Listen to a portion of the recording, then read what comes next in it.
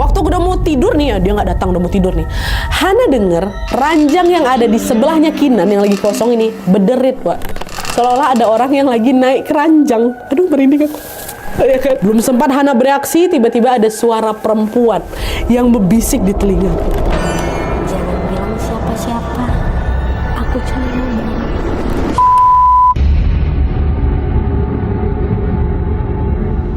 Oke, Wak, jadi kisah yang akan aku ceritakan ini dikirim sama Wawa kita yang bernama Hana dari Kalimantan. Halo Hana. Nah, sekilas informasi tentang Hana, Wak. Dia ini adalah ibu muda yang punya seorang anak perempuan yang bernama Kinan.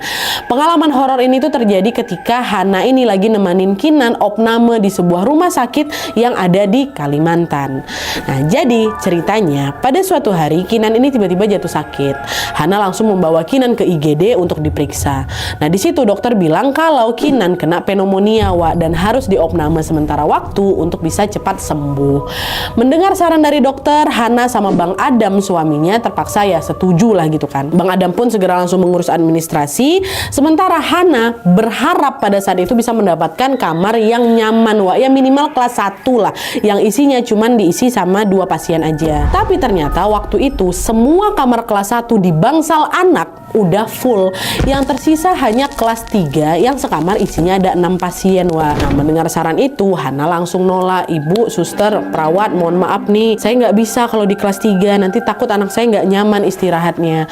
Oh, kalau ibu mau tetap di kelas 1, saat ini ada sih, Bu, kamar yang lagi kosong, cuman di bangsal dewasa, lantai 5. Nanti kalau misalnya ibu mau, ya udah nggak apa-apa, ibu di sana dulu. Kalau seandainya bangsal anak sudah tersedia yang kelas 1-nya, saya infoin. Oh, ya udahlah, Mbak, nggak apa-apa, saya mau kamar itu aja, kata si Hana. Adalah tuh, akhirnya setelah setuju, perawat pun segera langsung mengantarkan Hana, Kinan, dan Bang Adam ke kamar yang dimaksud, lantai 5, bangsal dewasa, kelas 1 tapi ya. Nah, begitu nyampe, Hana langsung lega, Wak, karena kamar itu ternyata kosong. Nah, dia cuman diisi 2 orang kan, cuman ada 2 kasur, tapi cuman si Kinan aja pasien, yang satu lagi nggak ada pasien. Di situ Hana ngebatin, wih enak ya di sini, suasananya lebih tenang, malah kerasa kayak staycation aku di situ. Nah, Hana pun segera langsung menaruh barang-barang di sana dan menidurkan Kinan anaknya. Nah, setelah Kinan tidur, Bang Adam pamit pulang, Wak, karena besoknya dia harus kerja. Dan itu artinya Hana akan ngejagain Kinan sendirian malam itu selama di opname. Tapi Bang Adam ini janji kok dia bakal datang ngejenguk mereka setiap jam makan siang, sama juga setelah pulang kerja dia bakal ke rumah sakit lagi. Nah, setelah Bang Adam pulang, tinggallah Hana berdua sama Kinan di kamar itu. Dan meskipun gak ada yang nemenin, aku bisa ngejalaninnya dengan santai, Nadia, dengan tenang, malah bisa tidur, bisa istirahat, anakku juga gak rewel. Rumah sakit itu juga terasa nyaman sekali, gak ada sesuatu yang perlu ditakuti lah gitu. Tapi kenyataan itu gak bertahan lama, karena memasuki tengah malam di hari itu ada suatu kejanggalan yang membuat bulu kuduk Hana ini merinding, Wak.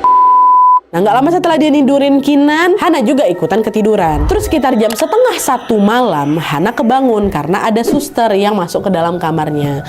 Terus kemudian dengan pelan, suster ini membangunkan Hana dan menanyakan nama dan juga tanggal lahirnya Kinan. Nah, setelah Hana jawab, suster itu lanjut memeriksa suhunya si Kinan sambil mengecek cairan infus. Terus nggak lama kemudian, suster itu senyum, dia bilang, suhu anaknya normal ya, Bu, ya. Oh iya, Sus, makasih ya, gitu kata si Hana. Dah, suster itu pun keluar dari kamar. Hana balik tidur lagi jam 12:30 tuh ya. Nah, pas lagi enak tidur, sekitar jam 3 subuh, tiba-tiba kamarnya si Hana diketok. Gak lama masuk nih, Wak, seorang suster lagi yang ngebawain peralatan medis. Cuman setelah diperhatikan, suster ini beda sama suster yang sebelumnya, Wak. Dan waktu itu suster yang kedua ini lagi siap-siap mau ngukur suhunya Kinan. Si Hana kira nanya kan, loh kok dicek lagi, Sus? Bukannya tadi udah? Nah, dengar pertanyaan Hana, si suster ini bingung. Loh, jam berapa, Bu, diceknya? Sekitar jam 12:30 lah, tadi baru kok. Sama suster juga, kata si Hana. Nah, tepat setelah dengar jawaban itu, entah kenapa, Wak, wajah suster yang kedua ini tegang. Iya, Bu, ya. Cuman gak lama kemudian dia bilang, suhunya normal ya, Bu, ya. Dia langsung beresin termometer. Nah, dia ngecek infus bentar, terus bergegas keluar dengan langkah yang agak terburu-buru. Nah, perubahan wajah dari suster kedua ini sempat bikin si Hana ini curiga. Cuman kan aku udah capek, Nadia, yaudah aku balik tidur lagi. Nah, tidurlah dia. Nah, besoknya sekitar jam 7 pagi, Hana kembali didatangin sama suster yang ngenalin dirinya dengan nama Suster Ica. Ini suster beda lagi ya, suster ketiga namanya Suster Ica. Seperti biasa, sesuai prosedur rumah sakit, Suster Ica juga nanya nama dan tanggal lahirnya Kinan. Dan ngejelasin daftar obat yang harus diminum sama si Kinan. Nah, setelah penjelasannya selesai, Hana iseng nanya, nggak ukur suhu lagi sus? Tadi malam kayak 2 jam sekali diukur. Sekarang udah lewat 2 jam loh, kok belum diukur lagi? Kata si Hana. Sus Ica ini cuma senyum aja, dibilang, oh iya bu, ukur suhu harusnya tiap 8 jam sekali aja sih bu, bukan 2 jam. Kata si sus, masa sih sus? Tapi kok semalam anakku diukurnya 2 kali ya, padahal belum 8 jam. Yang pertama jam setengah 1, terus yang kedua jam 3 subuh. Nah sama kayak suster sebelumnya, suster kedua, wajah suster Ica juga tiba-tiba tegang. Cuman nggak lama dia jawab, oh mungkin data sebelumnya belum kecatat bu, makanya diukur 2 kali. Kita harusnya 8 jam sekali kok bu, gitu. Setelah ngomong itu, suster Ica langsung bergegas keluar, Wak. Pucat cuman mukanya dia, macam lagi takut gitu loh. Nah respon suster Ica ini betul-betul mengusik pikirannya si Hana. Firasat aku, nah dia ini pasti ada yang salah di sini, ada yang janggal gitu situ. Entah susternya atau malah rumah sakitnya yang aneh-aneh nih. Gitu, udah ada perasaan gak enak tuh aku di situ. Cuman udah lah ya kan. Masuklah malam. Di jam 7 malam nih, hari kedua ya, di jam 7 malam tibalah waktu dokter dan perawat untuk visit. Perawat datang ngecek suhu, dokter meriksa Kinan. Nah karena kondisinya Kinan ini belum membaik, Kinan dijadwalkan fisioterapi besok paginya. Nah setelah itu Hana segera menidurkan si Kinan supaya siap untuk terapi besok. Terus sekitar jam 11 malam Hana sadar infusnya Kinan ini udah kayak mau hampir habis gitu loh, Wak. Supaya nggak repot nanti, dia langsung minta suster untuk ganti si infus ini saat itu juga. Nah setelah infus diganti, infus baru nih ya, Hana tidurlah ini di sampingnya Kinan. Udah jam 11 malam tuh kan. Nah terus waktu lagi enak-enak tidur, sekitar jam setengah 1 malam lagi Hana kembali dibangunkan sama seorang suster yang wajahnya gak asing, Wak. Dan setelah diperhatikan, suster yang datang ini sama kayak malam sebelumnya. Usianya masih muda, nah dia perawakannya ramping, wajahnya juga tenang, dan sesekali dia senyum kecil. Sama juga seperti malam sebelumnya, suster ini nanyain nama anak sama tanggal lahirnya. Kemudian dia lanjut meriksa suhu dan juga periksa infusnya Kinan. Infus yang baru nih. Cuman waktu dia datang ini, nah dia entah kenapa suasana kamar tuh kok tiba-tiba berubah dingin gitu. Sepinya juga sepi nggak santai, malah jadi mencekam. Nah supaya nggak hening-hening kali, Hana berusaha ngajak ngobrol lah si suster ini.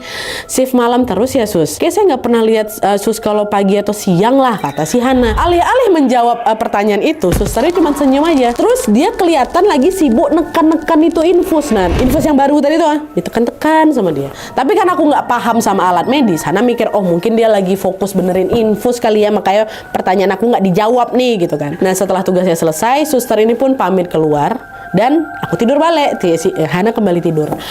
Lalu sekitar jam 3 pagi datang lagi suster, tapi suster kali ini beda sama yang sebelumnya, Wak. Bukan suster Ica, bukan juga suster yang pertama tadi, bukan. Lain lagi nih orangnya. Dan sama juga suster ini kembali nanyain apa nama sama tanggal lahirnya si Kinan. Terus dia ambil termometer buat mengukur suhu. Nah ngeliat itu ditanya lagi lah sama si Hana, loh kok sus dicek lagi? Katanya 8 jam sekali. Loh iya memang 8 jam sekali bu. Kinan kan terakhir dicek jam 7 malam tadi kan waktu visit dokter. Enggak sus, terakhir loh ini 1 jam yang lalu, jam setengah 1. Ada perawat yang ngecek. Dan orangnya juga masih sama kayak malam sebelumnya. Dan waktu aku bilang kayak gitu, wajah si suster ini langsung pucat. Nah dia, oh ya udah bu, nggak apa-apa. Ini kita cek lagi aja bu. Setelah dia ngecek suhu, dia lanjut ngecek infusnya Kinan tadi, Wak. Nah waktu ngecek infus, heran si suster, kok mati infusnya bu? Ibu kenapa nggak lapor kalau infusnya mati? Kaget lah aku, Nadia, loh tadi masih nyala kok sus. Apa suster sebelumnya yang matiin? Soalnya tadi dia juga ngoprek-ngoprek infus. Suster ini nggak ngerespon kata si Hana. Dia fokuslah memeriksa catatan medis. Udah diperiksa lagi kan. Nah nggak lama setelahnya dia ngomong, si suster ini ngomong, astagfirullah bu, infusnya salah. Harusnya bukan yang ini. Apa nggak kesal aku, Nat? Loh kok bisa salah infus sih sus? Ibu kami mohon maaf bu, ini murni kelalaian kami. Alhamdulillah infusnya mati, jadi nggak masuk banyak ke dalam tubuhnya Kinan. Bentar ya bu ya, saya ambilkan infus yang baru. Kata dia kayak gitu, salah infusnya dia. Suster itu langsung keluar lagi, dia balik lagi ngambil infus yang betul, dipasangnya lagi ke badannya si Hana, Kinan. Nah di sini aku sebenarnya udah pengen komplain kali sama manajemen rumah sakit, kok bisa-bisanya salah kasih infus. Tapi nggak lama aku pikir ya udahlah, yang penting Kinan nggak kenapa-napa. Untung tadi suster yang jam setengah 1 tuh tadi matiin infusnya. Kalau nggak mungkin Kinan bisa kenapa-napa. Iya kan, matiin sama suster sebelumnya kan. Nah alhamdulillahnya malam itu udah nggak ada masalah lagi, sehingga Hana bisa tidur lagi, bisa ngelanjutin tidur. Cuman di malam itu dia dapat pengalaman gak enak dari rumah sakit. Anaknya salah dikasih infus ya kan. Udah tidur lagi lah si Hana.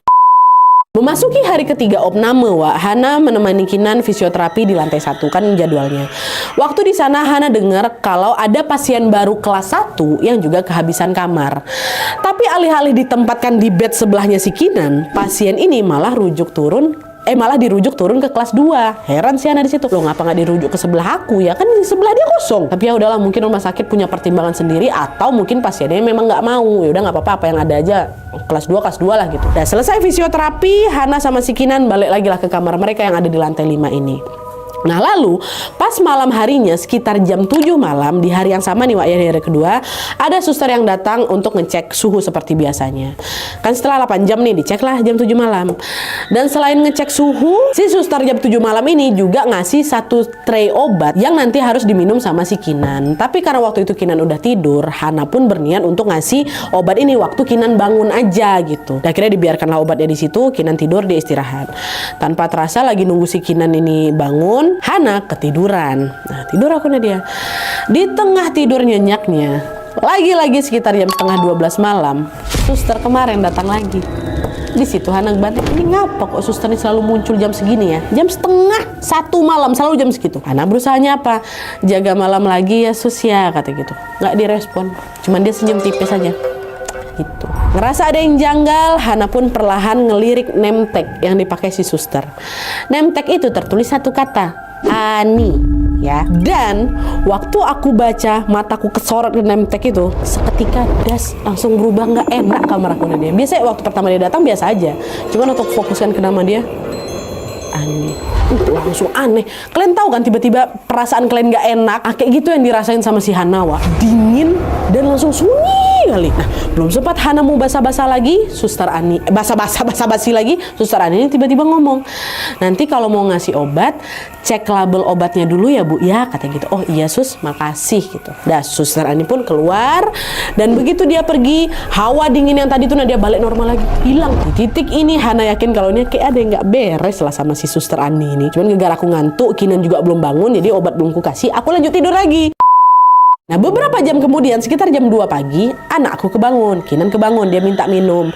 Hana juga kebangun lah kan, dan sekalian dia mau ngasih obat yang udah diresepin tadi, kan dia nunggu anaknya bangun. Tapi sebelum ngasih ke Kinan, Hana keingat pesan sama suster Ani, cek itu label obatnya dulu. Nah pas ngecek botol obat pertama betul, namanya Kinan, tanggal lahirnya betul. Ngecek botol kedua, obat kedua, nama pasiennya beda. Nah dia begitu juga sama tanggal lahirnya. Apa nih, salah nih. Hana langsung pencet bel, panggil suster. Dan waktu susternya datang, protes ya Hana situ. Suster, ini gimana sih? Kemarin kalian salah info, sekarang salah kasih obat juga. Coba cek, ini bukan nama anak saya. Oh iya Bu, coba saya cek.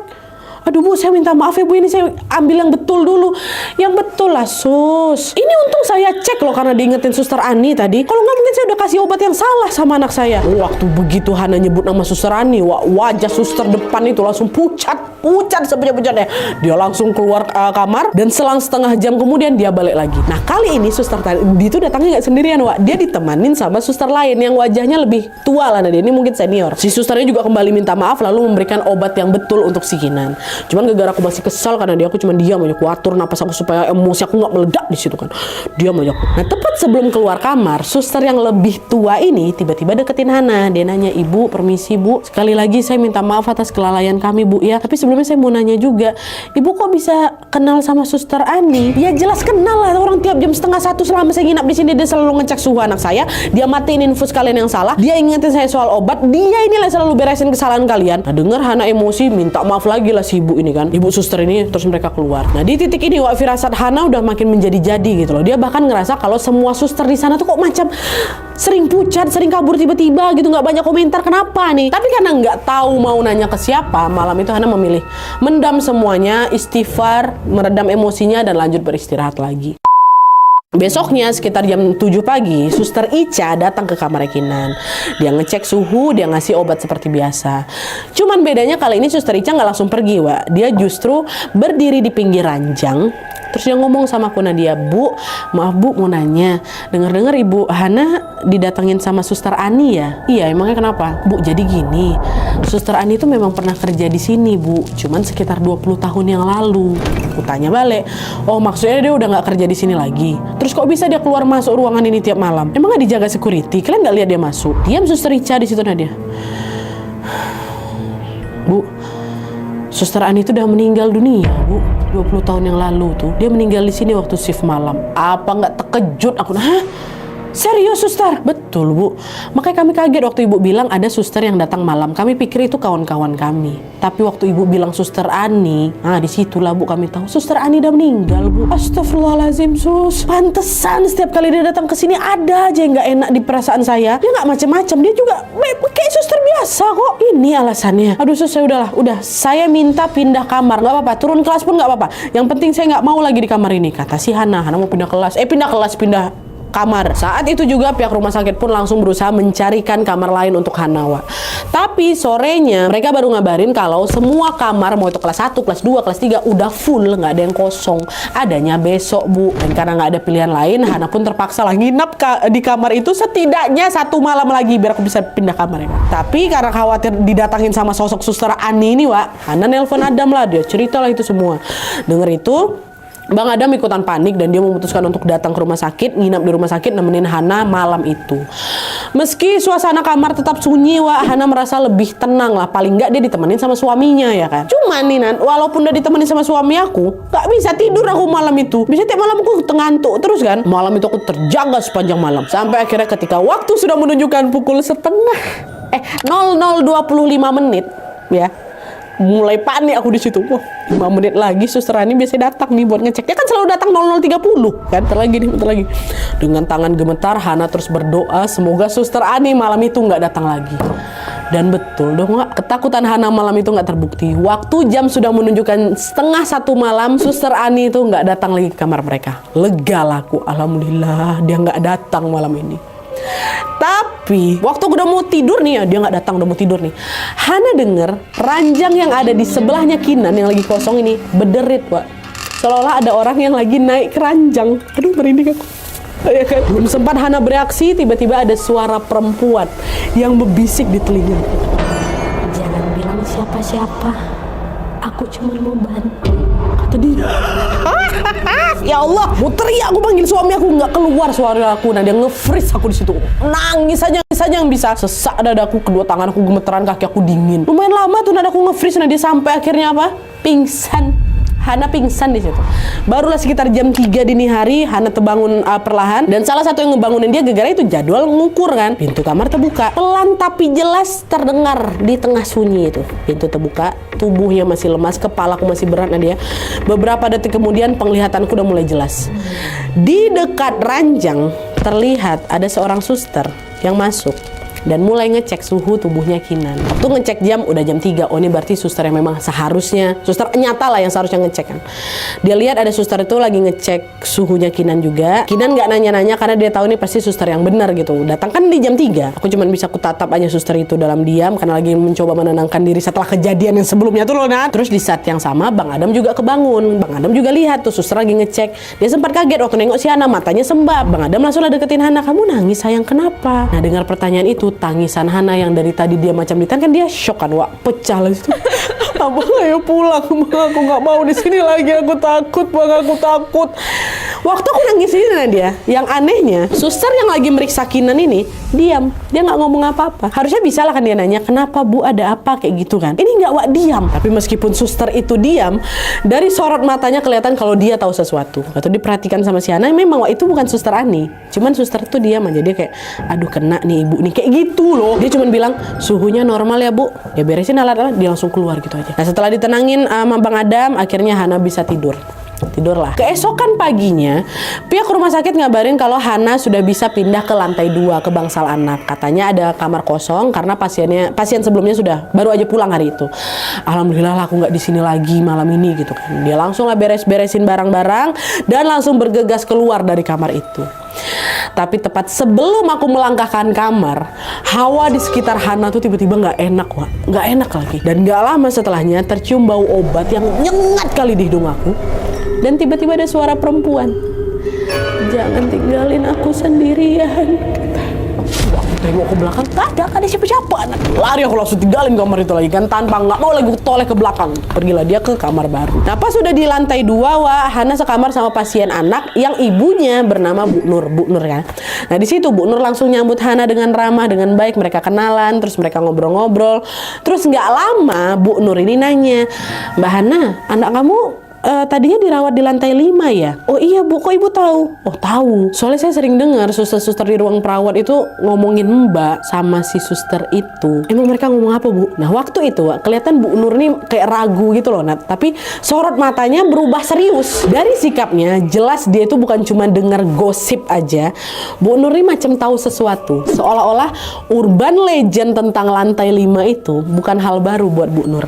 Ya, di situ Bu Nur cerita lah Wak, kamar yang ditempatin sama Hana kemarin itu ditinggali sama sosok suster yang namanya Suster Ani. Dia pernah kerja di rumah sakit itu kurang lebih 20 tahun yang lalu. Dan selama bekerja di sana, katanya Suster Ani ini sering dibully, Wak, sering dikucilkan sama kawan-kawannya gara-gara dianggap terlalu cuek dan gak mau bersosialisasi. Tapi dibalik sifat dinginnya, Suster Ani ini merupakan orang yang pekerja keras. Dia ini sering lembur, Wak, karena zaman itu kan jumlah karyawan di rumah sakit kan masih terbatas tuh. Jangankan kerja lembur, Suster Ani ini katanya juga sering kerja dari pagi sampai ketemu pagi lagi. Nah, sampailah pada suatu malam, ada pasien di lantai 5 yang tiba-tiba kritis. Tapi karena kurangnya tenaga medis di sana, Suster Ani ini sampai harus lari bolak-balik gitu loh Wak, untuk ngambilin tabung oksigen, dia yang pasangin infus demi bisa nyelamatin si pasien inilah. Dan semua itu dilakukan sendirian Wak, nggak ada yang bantuin dia. Dan mungkin karena dia capek bekerja sekeras itu, Suster Ani ini tiba-tiba kena serangan jantung, meninggal lah di situ. Di kamar pasien itu dia meninggal. Tapi kabarnya pasien yang kritis yang udah berhasil diselamatin sama Suster Ani ini selamat. Jadi dia berhasil nyelamatin orang, tapi dianya nggak selamat gitu loh Wak. Suster Ani yang nggak selamat. Itu ceritanya Mbak, kata Bu Nur. Dengar cerita itu Nadia, terenyuh hati aku. Suster Ani ini orang baik nih. Pun setelah aku ingat lagi Nadia, Suster Ani itu kan juga secara tidak langsung nyelamatin si Kinan kan Wak. Malam waktu suster lain itu salah ngasih infus, Suster Ani yang datang dimatinnya infus tuh kan, supaya nggak bahaya buat Kinan. Terus malam berikutnya Suster Ani juga ingetin sama si Hana, cek label obat. Betul, salah orang rumah sakit ngasih obat kan aku. Nah, semua cerita itu perlahan langsung menghapus ketakutan Hana tentang Suster Ani. Bahkan Hana ini mulai berpikir, jangan-jangan Suster Ani itu dari awal emang nggak pernah punya niat untuk nakut-nakutin kami, nakut-nakutin aku gitu. Suster Ani itu cuman masih bekerja seperti biasa, masih ngejalanin SOP, masih ngecek pasien, bahkan masih jagain keselamatan pasien di malam hari, ya kan? Dia nggak ada niat sama sekali nampakin dirinya untuk mengganggu Hana, enggak. Dia memang lagi bekerja aja. Dan pikiran ini juga akhirnya divalidasi sama Bang Adam, suaminya. Jadi ketika Hana dengar cerita itu, di saat yang sama Bang Adam ini juga dapat pula Wak cerita tentang kebaikan dari Suster Ani ini dari rekan kerjanya dulu. Bang Adam dapat informasi. Jadi setelah Kinan itu dipindahkan ke lantai 2 Wak, Bang Adam ini kan sempat keluar kamar terus pergi ngerokok gitu di luar kan. Nah, pas lagi ngerokok, Bang Adam diajak ngobrol sama satpam rumah sakit yang lumayan senior lah, namanya Pak Tono. Nah di situ mereka ngomongin banyak hal kemana-mana sampai akhirnya tibalah pada pembahasan tentang lantai 5 dan juga Suster Ani. Nah sama kayak yang sudah didengar Hana dari Bu Nur, Pak Tono ini juga nyeritain kisah tentang Suster Ani. Cuman bedanya di sini Pak Tono ini nambahin satu cerita sedih di balik kematiannya Suster Ani Wak, dimana setelah jasad Suster Ani ini dibawa pulang, nggak ada katanya satupun teman-teman perawat yang datang bertakziah ke rumahnya, nggak ada. Dan mirisnya lagi, cuman 1 hari setelah Suster Ani meninggal Wak, perawat-perawat itu kembali kerja. Memang dia harus kembali kerja, cuman mereka ketawa-ketawa ya, ketawa-ketawa, cekak-cekikan, seolah-olah tidak terjadi apa-apa. Jadi bisa dibilang mereka ini sama sekali nggak ngerasa kehilangan Suster Ani itu loh Wak. Dan semenjak kejadian itu, barulah hal-hal mistis mulai muncul di kamar tempat Suster Ani meninggal. Beberapa pasien yang dirawat di situ mengaku sering didatangin seorang suster setiap jam 12:30 malam. Dan jam 12:30 ini adalah jam kematiannya Suster Ani. Cuman Pak Tono bilang, udah nggak usah takut Mas, Suster Ani itu nggak pernah ganggu pasien kok. Dia dulu sempat ngeganggu, tapi yang diganggunya adalah suster-suster yang dulu suka ngejauhin dia. Dengar itu ya udah Bang Adam juga nggak bisa komentar apa-apa kan, dia cuman oh iya Pak gitu.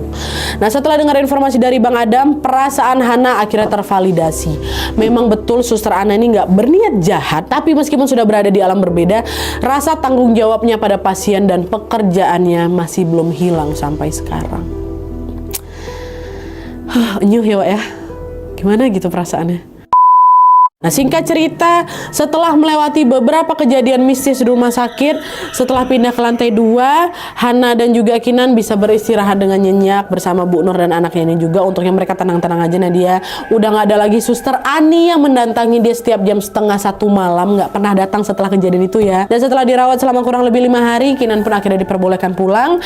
Dan dari luar rumah sakit, waktu udah ada di luar ya, Hana sempat menoleh ke lantai 5 untuk macam berpamitan gitu. Dan juga berterima kasih sama sosok Suster Ani, karena mau gimana pun dia juga ikut berjasa dalam merawat Kinan selama di opname di rumah sakit itu. Aduh, aku kebayang lagi apa yang dilakukan Kinan waktu itu ya kan. Bisa kalian gambarkan nggak di visualisasi otak kalian? Kinan keluar, dia nengok belakang, makasih ya suster, rupanya suster ada di bawah gitu. Aku kalau jadi Kinan nengok Suster Ani ngelambai dari atas nggak takut lah aku mungkin, ya nggak sih? Sekarang kok bilang gak takut, nanti kalau aku ngalamin sendiri melecit juga tuh, mau dia sebaik apapun ya kan. Oke, Wak, jadi itu tadi kisah tentang Suster Ani yang selalu mendatangi kamarnya Kinan setiap tengah malam. Meskipun awalnya sempat dibikin takut, siapa sangka Suster Ani ini ternyata punya niat yang sangat baik.